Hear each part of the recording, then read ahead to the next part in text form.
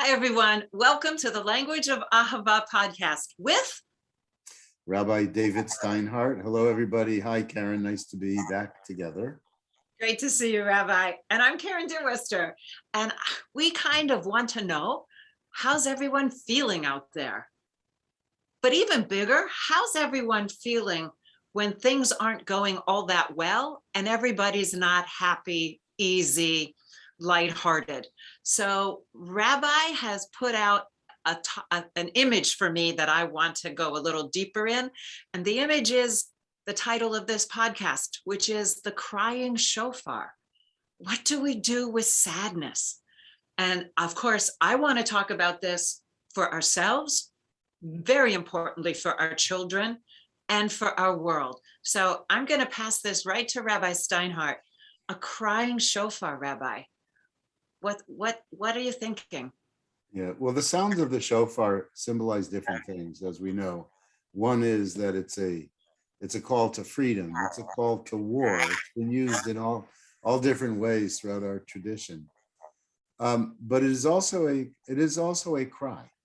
And it's very important to recognize the shofar as a cry. And I think this year, maybe, the shofar is crying a little bit louder than it has, at least for me, in previous years, with the amount of sadness and the amount of death that we've seen around us. So to be able to recognize the cry is important. Karen, I want to connect it with something very personal and the way we deal with crying. Um, when I was a little kid, my mother and her friend took her friend's son and I to a Broadway show every year during our winter vacation. I lived not far from New York City. And one year we saw a Broadway show that was an absolute failure. It was called Ben Franklin in Paris. And there was a song in that play. The name of the song was Half the Battle is Learning to Smile. And it was about how we have to approach new situations. And I remember that my parents used that as an expression to me when I felt particularly sad. As a little child, and I was the youngest son in a family of three where I had two older sisters, I was taught that big boys don't cry. I was taught that, you had to like gut it out and you had to be tough, and that was the way to be. But as an adult, what I've learned is that crying is really, really quite important. The power of our own tears to release, to heal, and to connect us. Before we come back to the shofar, I will share that we do an activity in our newborn class at family time. And it is us. I try to give parents paper and pencil when we do this so that they can actually write images. But it's a question of, how do you feel when you hear your baby crying? And so but how do you feel when you hear your baby crying and you don't know if your baby's sick? How do you feel if you hear your baby crying and it's the middle of the night and you are sleep deprived and exhausted and overwhelmed and have something urgent to do the next morning? How do you feel when your baby is crying in your mother-in-law's arms and you take your baby back and your baby settles in as if the baby has just come to his or her most perfect safe space? So our response to tears when we do this exercise, and it goes on for a bit, is, of course, you feel the helplessness, the overwhelm, the sadness, the guilt of not being perfect enough. But then you also feel connection, power. A word that comes up often for mothers is motherly. So to be able to respond to sadness, to tears, to aches, has many, many, many sides to it. And so I, of course, want us as adults to be able to hold children's tears, hold their sadness, and even help them, maybe as your parents or my parents of that generation were never able to do, help us express and release that emotion in its purest way, so, rather than fix it, change it, control it. So anything more you want to say about expressing those tears? And before we started the podcast, when I had asked you what that crying shofar meant, and I had asked if it meant about empathy, and you said, I also want it to mean that it's okay if the crying is our first response to a situation. So talk about that if you can, as a young boy and as a man, that first response of sadness. I think there are two levels here. One is the the ability to, the willingness for, giving permission for an individual to cry, and that each of us has to be able to give ourselves that permission to cry. Crying often comes as the first response to sadness, tragedy, shock. Like we cry when we feel loss, when we're hurt, and we have to allow that to happen. The other side of it is what you referenced a little more, and that is, how does the one who hears the cry respond to the cry? So as you were speaking, one of the things I was thinking about is, if you hold a baby that's crying and you say, "Oh, don't cry," it may be that the language should be different. Maybe the language should be, "I hear your cry. I hear I you. understand your cry. I feel your cry, and I cry with you." So that, the repression of the cry is very painful. It's really painful. And it leads to perhaps the expression of inauthentic feeling. So, the shofar, the reason the shofar is referenced as a cry, it has to do with a lot of different things. It has to do with, the rabbi said that when Sarah learned that Abraham took Isaac up to the mountain to be given as a sacrifice, she cried, and her cry was not heard. There's another cry that's expressed by the rabbis, and that's the cry when Isaac was spared, and that was the cry of relief. Before that, in the Torah, and this we read on the first day of the holiday, we have the story of the banishment of Ishmael, where Ishmael and Hagar are sent away, and Ishmael's sitting in the wilderness, in the desert, and he's thirsting and he's starving, and he begins to cry. And the text says, God heard the cry of the boy where he was. And that's like reflective of a compassionate God. That is the God who hears the pain, the God who hears the cry wherever it's coming from. And so, as I have to say, this podcast and these conversations are just have me in awe and wonder that what I perceive as essential relationships among parents and children, you show me is an essential relationship between grown-ups and community, between each other or a God. But this idea of, I mean, because I feel it in the historical sense when I imagine the shofar crying and that anguish and that big loss. It's a lament. It's a kind of cry, a bigness of ache that we minimized in our culture in 2021.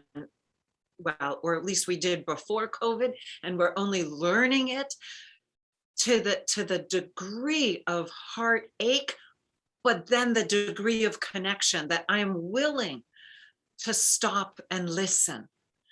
I'm willing to hear. And then for those who don't feel heard, whether it's a child or a people that get lost, who get forgotten or overlooked. We're marking 20 years from the destruction of the Twin Towers on that horrible day of 9/11. And you may remember, and many of the people listening may remember, that the response of the president after that event was essentially, we're going to get to normal and everybody should go shopping, to show the strength of America's economy, that we can be normal. But maybe that was a big mistake. Maybe he should have said, we have to grieve together. First, let's cry together. And that the healing of... Wait, let's go do this, because when he said that easy fix was something we wanted to feel was true enough to work. And it doesn't work. And that inauthentic response leaves us fractured and broken and unhealed, so that 20 years later, we're still trying to figure out how to put ourselves back together again. Right. But whether you're a parent with a child, like, let me distract you from pain, from suffering, from hurt, like, get up and just go do it again. Your parent telling you to smile. Right. It's easy to want that fix. And I think that we're here both on a interpersonal level and on a community level to say, don't be fooled. Take the high road, take that harder path, because there's a price for not feeling. There's a price for not listening. There's a price for not grieving in times of sadness. Yeah. The Jewish tradition does not encourage people after loss of loved ones to just get back into the world. Rather, they say you have to sit and mourn for 7 days. And in the tradition, the first 3 days are known as Shlosha Yamim Beki, which means 3 days of crying. Actually, you're encouraged to cry. And I think it's really, really important. Yeah. Okay, so to Jewish tradition, can you say something about, and then after the 7 days, if I understand it correctly, the family continues grieving, but the rest of us have to keep living, there's a request for us to move past the grief, but not explain that, because I think Well, no. So the tradition opens a space for grieving. It's a 7-day period known as Shiva. There are periods that go beyond the Shiva, but they're not considered to be times of intense grieving, but rather awareness of loss and the realization of the need for comfort. But you're not allowed to sit for 8 days. You sit for 7 days for Shiva. Shiva literally means 7, Karen. And then you go on. So it provides the space for the crying and the space for the sadness and the space for the grief, but then also says, we encourage you not to stay there. You can't stay there. So the initial response is an important response to give that feeling. Okay, and can you speak to that as someone who counsels grieving families and who's lived through grief? How do you compartmentalize that? It's not an on-off switch. How do you honor the sadness and keep going? By giving expression to it, by saying, I say to people, I'll give you an example. People will say, I don't know what's wrong with me. My mother died, 2 months ago, and I still find myself crying every day.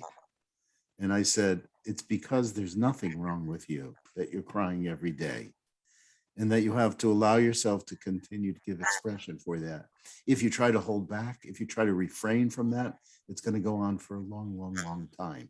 I assure you that with the passage of time, the crying will ease up. It will lessen, but don't allow your heart to close to it. Don't allow your emotions to stop with it. Okay, so can there be an application of this for parents and their children, where, as you said, we hold the crying baby or the broken-hearted teenager even, and the anguish of the parent, that cliche, you're only as happy as your least happy child. Yeah. 100% true. But we can't collapse into our children's sadness and grief, because they need us to hold a bigger world for them to return to, or to have hope for when they're ready.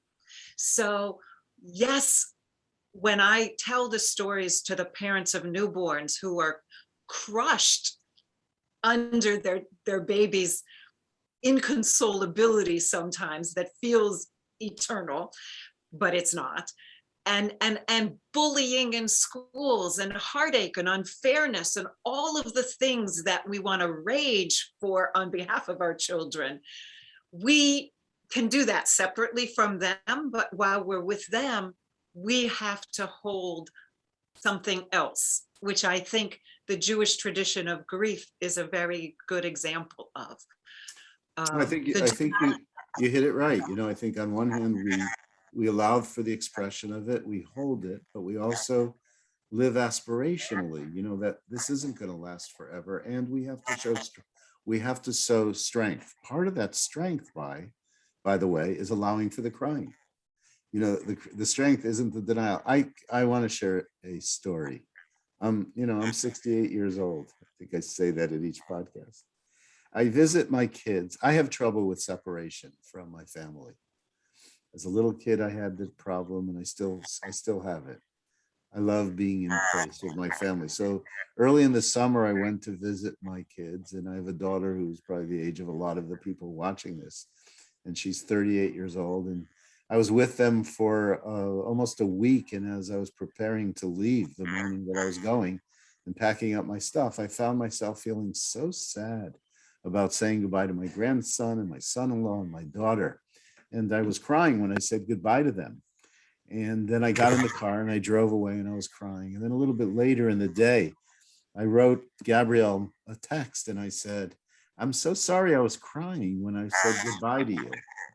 And she wrote me back, and it was like, this was my lesson. She said, "You should never feel sorry that you're crying, because you teach us something so important. Grown men do cry, and grown men should cry." And it was really wonderful permission to receive. And I think as we listen to the shofar, as we listen to each other, as we listen to our children and our parents, that we can take not joy, but acceptance and a contentment when we can sit with each other through tears. Yeah. That there are the sad times of separation, of longing, and those ancient words of longing, I think, remind us at this time of year to pause and hold all that we rush through in our regular day-to-day lives. Yeah. If you see people that never cry, they're also people that never really laugh either. That, like the capacity to express emotion is such an important dimension of being a human being. So if we can really cry at the right times, we can really laugh at the right times also, and that's important. A senior mentor of mine once told me this story about this goes back decades, but a rabbi who went from a little tiny synagogue, a little shul, into a big modern synagogue with a beautiful sanctuary. And he was so proud of it. And he invited his old European mother to come to the shul to sit in the service. And she sat there, and afterwards he went over to her. She didn't look very happy. And he said, "What's wrong, Mama?" And she said to me, "This is a beautiful place. It's nice to hear the choir." She said, "But I wonder, is this a place where you can cry?" And that's really so important, that we have those places where we can cry. What a perfect closing that I think we want to leave everyone with. Let's create places in community and in our families where everyone feels safe and trusted to cry and to just be ourselves.